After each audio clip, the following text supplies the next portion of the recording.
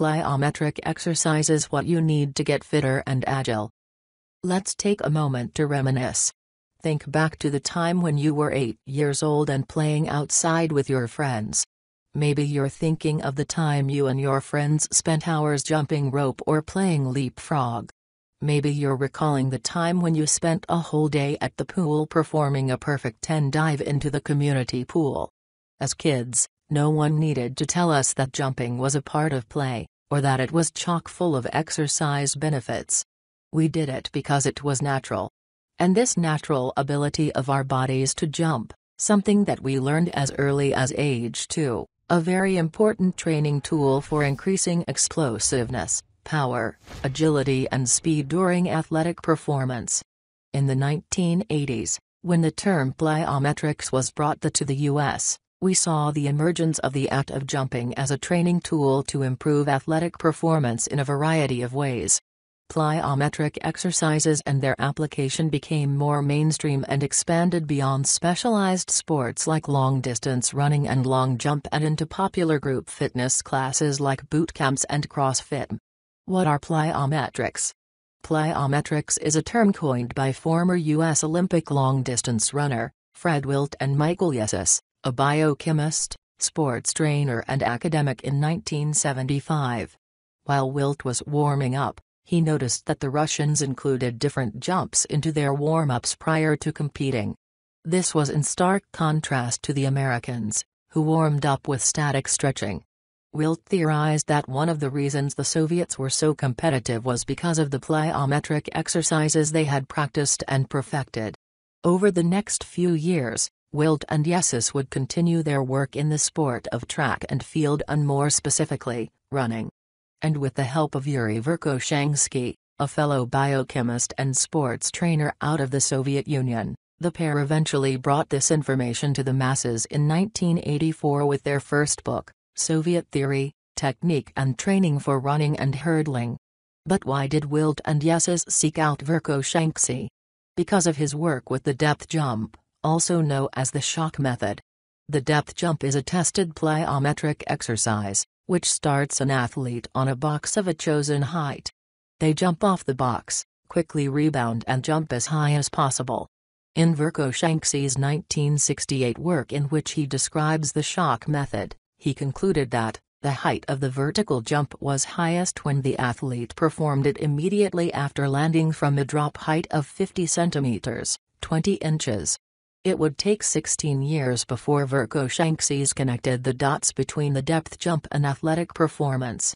In 1986, he conducted a 12-week study in which he tested whether the shock method would increase explosive strength in volleyball players. He concluded that not only was explosive strength significantly improved over the course of the study but that maximal strength in isometric movements was improved as well. 01 And so began the use of plyometrics in athletic training. But, why are plyometric exercises so important? Why should we care about creating plyometrics workouts? It lies in the mechanics of the vertical jump. The mechanics of the vertical jump, as stated by a 1998 study led by Brian R. Umberger of the Department of Orthopedics at the University of Rochester Medical Center, lies in the structure of the two-joint muscle. The idea is that muscles that span two joints, that is the quads, hamstrings and calves, transfer their energy during a vertical jump to create a highly coordinated sequence of muscle actions to produce this specific movement. Because of this, the vertical jump can be a useful indicator of lower limb power, muscle recruitment and coordination for many athletes. Not only is it a great test for athletes, but it is also a great training tool to develop that explosive power and athletic coordination.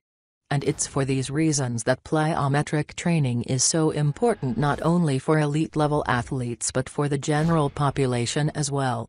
Who should do plyos? Because plyometric training requires a tremendous amount of muscle coordination, balance and stability. Plyometric workouts should be geared towards those individuals with a solid fitness base or seasoned athletes looking to build more explosiveness and power. What if you don't fall into either of those categories? Then, start by building your overall posture, Lower body stability and balance through methods like yoga or bar. Bar method was developed by a German dancer while rehabbing a back injury. This method focuses on increasing muscle activation and awareness during smaller isolated movements. Bar method or similar modalities like yoga or Pilates, combined with plyometric exercises for beginners, is a great place to start building confidence and familiarity of plyometric exercises. As you progress, you can begin to incorporate more plyo training into your weekly fitness routine. Why go plyo? For benefits of plyometrics, we know that football players, Olympic track and field athletes and baseball players use this type of training regularly to improve their athletic performance. But what are plyometric exercises good for? How can they help the everyday athlete improve their overall health and well-being? 1. Increased agility. Plyometric training recruits the major muscles of the legs in a specific sequence. This sequence generates explosiveness, lower limb power and increases overall agility. 3. This is important because agility is functional. Have you ever tripped on a curb or on your shoelace? Agility is the difference between just tripping and falling on your face. The Merriam-Webster dictionary defines agility as a state of being agile, marked by ready ability to move with quick easy grace. And one of the best ways to improve your dexterity is through plyometrics. 2. It's a great way to mix up your training. Vertical bar. Do you ever feel like you're in a training rut? Do you feel like you've plateaued and aren't seeing the same improvements in your strength and stamina as when you started? The body will adapt to the stress and stimulus you introduce to it. This principle is called the specific adaptation to imposed demands, or SAD. If you don't continue to challenge your body in new ways, your performance will become static and unchanging. Introducing new movements and greater challenges keeps your mind engaged and your body agile. 3. Improves your cardiovascular fitness. Yes, plyometric training is considered a cardio workout. Plus, it's a great way to improve your cardiovascular fitness because of the recruitment of the major muscle groups during each exercise. This, along with varying the intensity and speed of each movement, elicits the same response as running or rowing in increasing your heart rate. 4. Increased proprioception. Proprioception is a fancy word for your mind understanding where your body is in space in relation to other objects. The mind senses the world around us and tells the body how to respond in an efficient and effective manner. This connection, just like anything else, can be strengthened and trained. By including plyometrics into your training routine, you teach yourself how to move more efficiently through space by increasing your reaction time, smoothing out your footwork and developing a greater awareness of yourself in space. Top plyometric exercises. This list of plyometric exercises only includes some of the most common exercises you'll see in general fitness programs or classes. The overall list is long and all exercises include some form of dynamic movement or jump training. Whether you are looking for specific plyometric exercises for runners or beginners or new movements to include in your weekly training routine, these 10 plyo exercises are simple, require little equipment and are scalable to any population. Try adding one of these exercises to your next workout and feel the difference. Box jumps. Box squat to box jump. Squat jumps.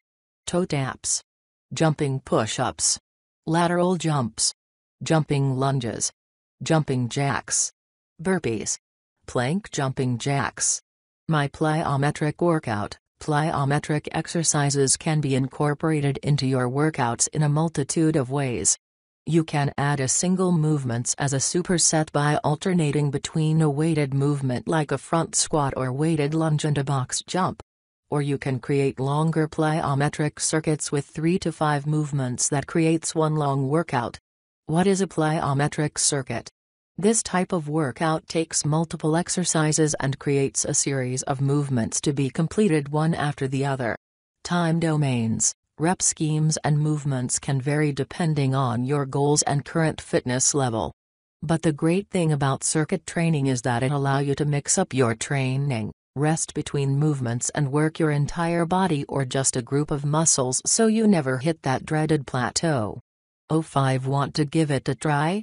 This circuit is short and sweet and can be done for a single round or for multiple rounds depending on your fitness level and time restrictions.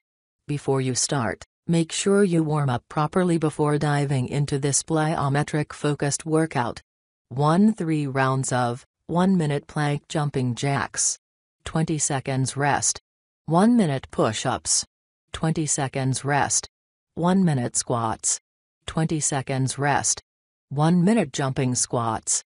20 seconds rest. 1-minute burpees. 20 seconds rest. 1-minute box jumps. Precautions. As with any fitness regime or modality, there are some precautions we want to acknowledge before diving into plyometric training. 1. Focus on precision and technique. Jump training should be graceful, smooth and light on your feet. Focus on landing onto the box or floor during any jumping movement lightly and with precision.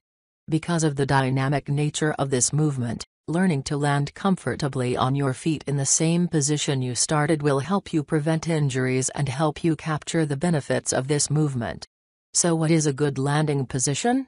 You should land with your feet hips distance apart. Your knees should be bent to allow your shoulders to stack vertically over the center of your feet. 062. Warm up thoroughly before training begins. Before performing your workout, it is critical that your muscles, heart and mind are ready to move.